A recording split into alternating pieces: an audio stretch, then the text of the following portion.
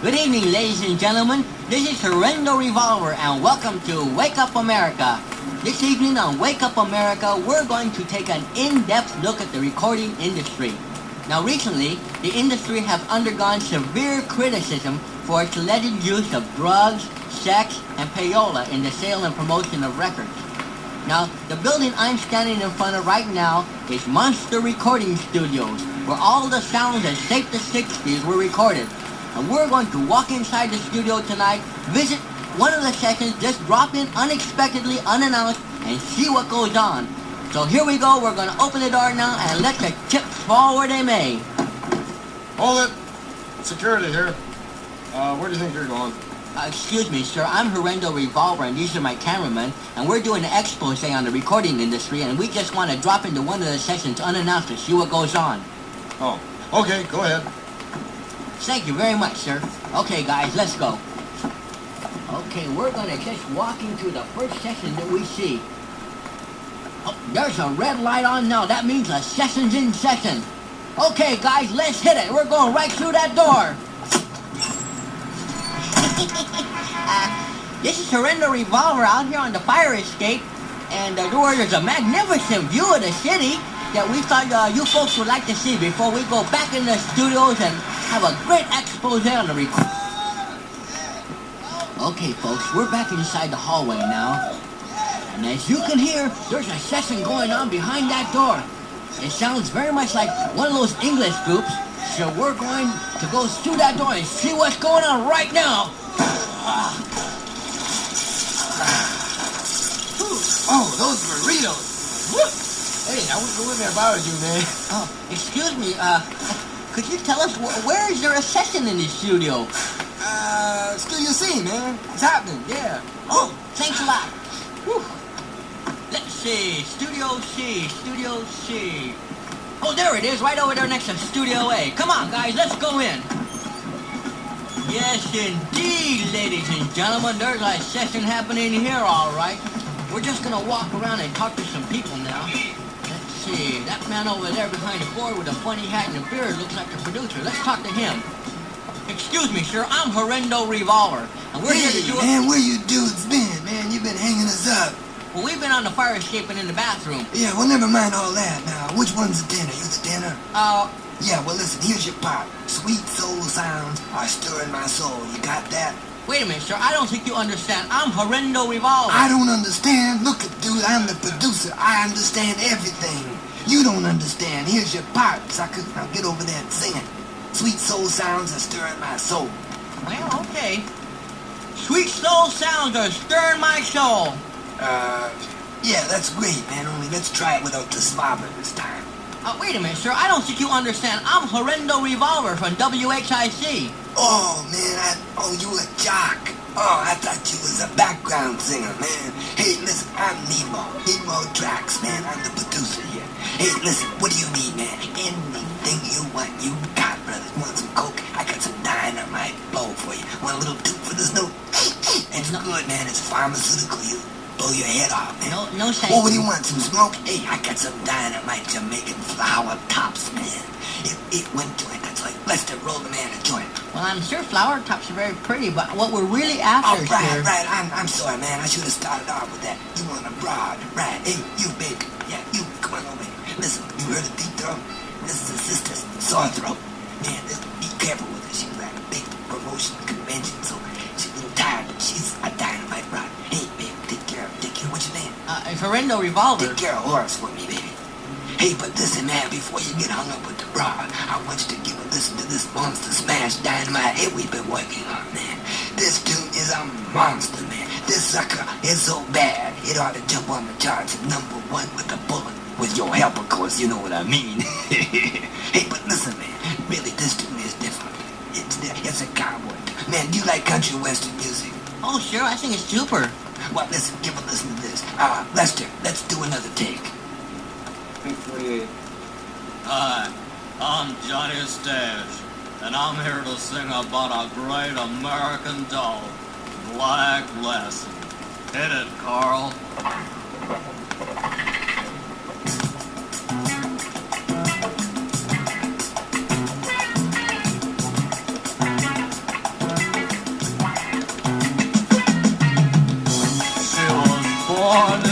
Detroit ghetto during the riots of '65.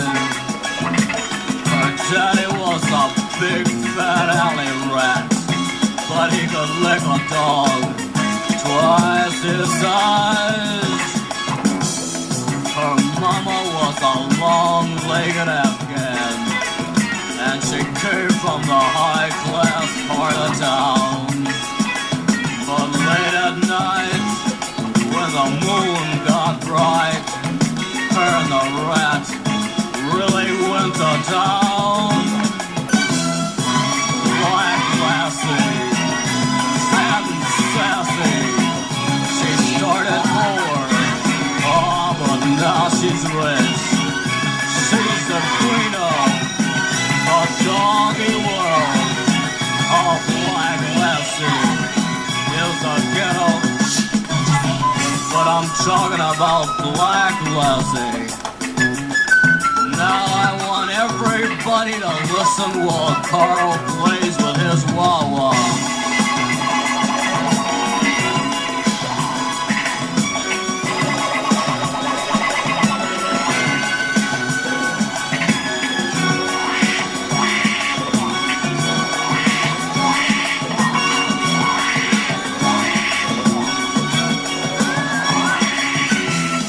That was Carl and his wah-wah. Thank you very much, Carl. That's just fine.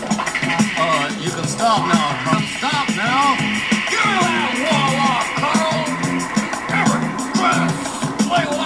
Singing about a great American dog. Black lassie, fat and sassy. She started poor, but now she's rich. She's the queen of all the doggies in the world because Black lassie, she's a ghetto. But I'm talking about Black lassie, a great American, half dog, half rat. Don't mess with her because she's a real... Oh, shut up yourself, I wasn't gonna say bitch. I'm talking about Black lassie. I can just see little Timmy now standing in front of that liquor store calling his dog. Yo, Black lassie! Yo, Black lassie! Come over here, girl. Get out that trash can. Come over here. Woo! You stink. Where you been? And that's you up here with Ben again? Come over here, girl. I got a Jeep for you. That's that sit up. That's a good girl. God, you're ugly. Little beehive. I love you, girl. Girl, squeak for me, girl. Squeak for me. I love you.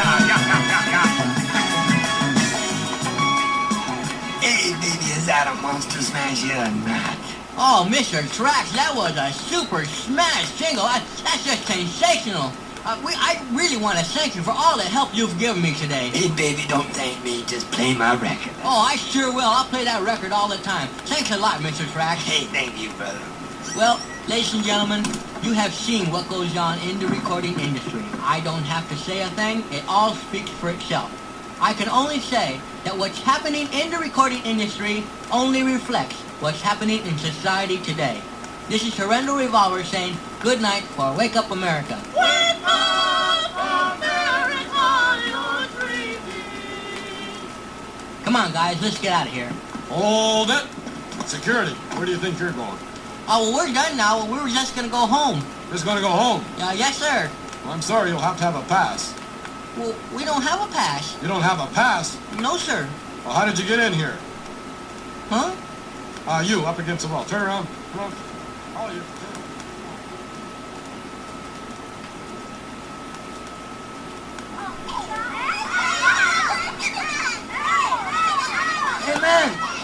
Hey, man, I rang the bell and knocked on the door, but nobody came, man, so I let myself in, man. Hey, what's happening around here? What's going on, man? Hey, Pedro! Hey, man, come on in! I'm already here, man. Hey, take off those earphones, man. Huh? Said take off those earphones, I want to talk to you. I can't hear you, man. I got earphones on. Hey, bro, you got earphones on, man. Take them off. Oh, hey, what's happening, Pedro? Not too much. I was just going to drop by, man. Hey, what's going on around here, man? Where all these kids come from, man? They belong to my sister, man. All of them, man? Yeah. I got a babysit for her. Jeez, man, where's your sister, man? Oh, she's in the hospital having a baby. Oh. Hey, man, well, can't you do something to quiet these kids down? They drive me crazy, man. Hey, be quiet, you! Golly. Man, why don't you guys go play on the freeway or something? Hey, Troopy George, blow your nose, man. You're tripping all over the floor. Hey, quiet! Hey, quiet! Hey, listen. All right, we're gonna play a game now. Everybody wanna play a game? Okay, then shut up. Look, now we're gonna play a game called See Who Can Hold Their Breath the Longest. Okay, ready? Go! That's good. Everybody hold it. That's okay. Take another breath. You're still in it. Come on, you no cheating over there. Come on, hold your breath. That's good. Okay, another 5 minutes. Okay, you can keep your pants. You're out. Okay, everybody keep going. Hey, come on, no cheating. Put your hands over your mouth or something. That's good. Yeah, let's keep going. Come on, keep going. Come on, 10 more minutes. Yeah, you can do it. Come on. Okay, you won. You with the blue face, you won. Okay. Hey, you can stop holding your breath now. Come on, the contest's over. Hey. Hey, come on, quit holding your breath. You're gonna die. Hey, come on, kid, knock it off. Hey, man, this kid won't quit holding his breath. Hey, man. Hey, man, take off those earphones, man. What's the matter, man? Hey, man, this kid's still holding his breath, man. He's gonna die. Oh, it's okay, man. I'll fix him. Yeah, that was a nice bank shot, man. Okay, come on, everybody, shut up again. We're gonna have another contest. This time we're gonna play, hide and go seek. No, we can't play hide and go seek. We only got one room. There ain't no place to hide. Tell you a story. Oh, okay, I'll tell you a real scary story, okay? All right, everybody sit down. Come on. Yeah, that's it. Now hold hands. Hold each other's hands. Okay, Droopy George, go turn out the light. Okay, now you guys, this is going to be a real scary story. So if anybody got a heart condition, they better cover their ears. All right, now everybody be quiet. And no crying.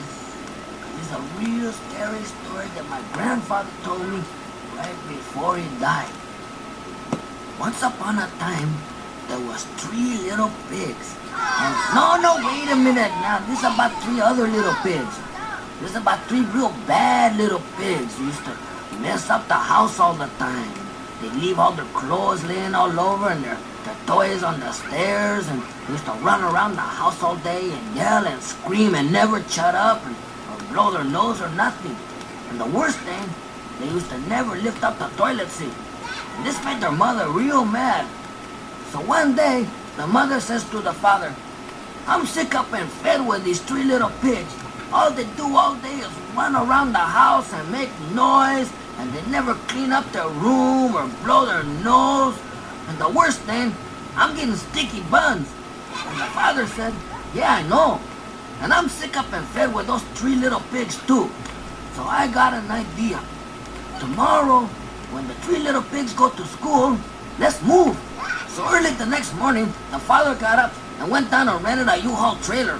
And then he came back and stopped by the supermarket and picked up a whole bunch of cardboard boxes and brought them all home. And they packed everything in the whole house, except for the ring around the bathtub. And then they moved right across the street to her mother's house, because they knew the 3 little pigs would never find them there, because they weren't allowed to cross the street by themselves. So that afternoon, when the 3 little pigs came home from school, they went into the house to turn on the TV to watch cartoons. And the first thing they noticed was there was no cartoons and no TV to watch them on. And they looked around the house and they said, hey, I think somebody moved. And the second little pig said, yeah, I think it was our parents. And the third little pig said, well, where we gonna watch cartoons? Then, all of a sudden, there came a big knock on the door. Boom, boom, boom. So the 3 little pigs ran over to the window to see who it was, and they saw that it was the landlord.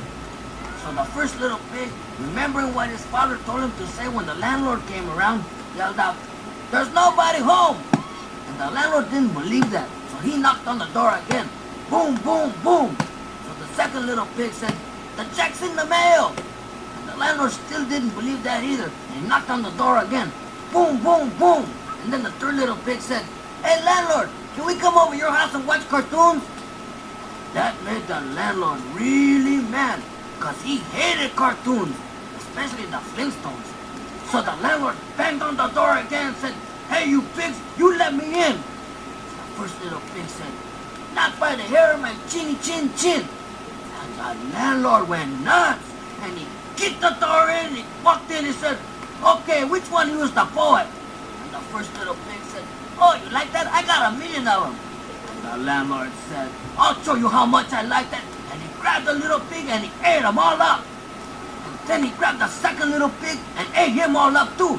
And the third little pig said, "Gee, he must be mad. I never saw him do that before. I better think of something while I stall for time." And he asked the landlord, "Hey landlord, do you want a bromo seltzer or something?" And the landlord just let out a big burp and kept coming towards the third little pig. So the third little pig said, "Gee, this calls for desperate action." So he reached down and he took off his chew and he held it up to the landlord's face. And the landlord took one whiff and his eyes bugged out like a Volkswagen and they started watering and he fell down on his knees and started choking. Then the little pig did something he never did before in his life. He took off his sock and he stuck it in the landlord's mouth. And the landlord started gagging and choking and crying and speeding up and he fell over and he kicked his legs 3 times in the air and fell over dead. Moral of the story is, always walk softly but carry a big stink. How you like that one? Pretty good story, huh? Hey, what do you keep doing? Hey, you put your shoes back on. Come on, you little mocha. Put your shoes back. Don't take off your socks. Come on. Hey, hey, hey, help! Help! Come on, you little... Get away from me. Help!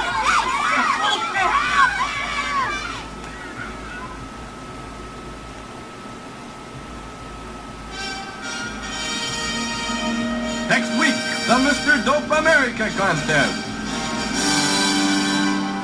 Yes, it's the first annual Mr. Dope America contest. Where dopers from all over America And parts of Alabama have gathered to compete for the coveted title of Mr. Dope America. The tension mounts as the final moment draws near. Who will be Mr. Dope America? Who will wear the leaves of grass symbolic crown of royal dopehood? Some lucky contestant will walk, Or be carried from the room, bearing the title of Mr. Dope America. And to qualify for the Mr. Dope America contest, You must have been turned on no earlier than 1965. jazz musicians, beatniks, and pre-med students are not allowed to compete, Contestants must have served at least 6 months in jail on a drug-related charge. or have been drafted during the Vietnam War. Or be the son or daughter of a Nixon Republican. And the winner of the Mr. Dope America contest will hold the title for 1 year, Unless he, she, or it becomes a Jehovah Witness practicing Catholic, or a member of any other fanatic religious cult. at which time the title will then go to the next runner-up. Along with the title, Mr. Dope America will also receive the following gifts: From Crush of California, a beer can hash pipe complete with a string to hang around your neck. 1 blanket donated by the Goodwill store, A $5 gift certificate from Blowtown Bail Bonds. a brand new roll of handy white toilet tissue, Complete instructions on how to dial information. a hand-carved combination ear pick and coke spoon, An antique baggie from the Saran collection. a free clinic urine sample bottle, A poster. a used loincloth, A 7-foot piece of twine. a string of beads, A box of matches. a bark bag, Free space and time. a collection of red handkerchief headbands, A tab-top pinky ring. 1 rolled up newspaper, 2 calling birds. 3 French And a hens, Partridge Family Greatest Hits album. and many, many other fantastic gifts.